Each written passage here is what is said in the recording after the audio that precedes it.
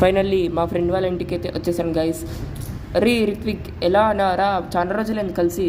చాలా రోజులేందిరా నిన్ను చూసి. దారా కూర్చోరా. ఏందిరా అలా చిక్కిపోయావు?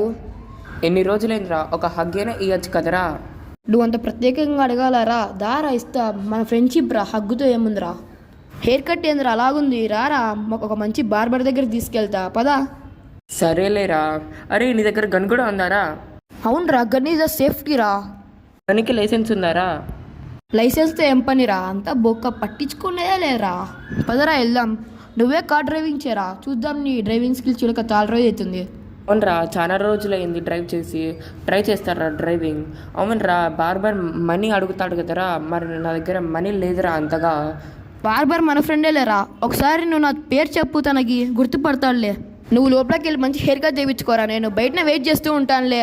నువ్వు కూడా రారా, నాకు మంచి హెయిర్ కట్ సెలెక్ట్ చేయి. నాకు ఒక ఇంపార్టెంట్ కాల్ వస్తుందిరా, నువ్వే లోపలికి వెళ్ళి హెయిర్ కట్ చేయించుకోలే, ఓకేనా? అరే ఇక్కడ లెఫ్ట్ వెళ్ళరా, స్ట్రైట్కి వెళ్తే ఒకటి రెడ్ మార్క్ కానీ వస్తుంది, అక్కడే రా బార్బర్ షాపు.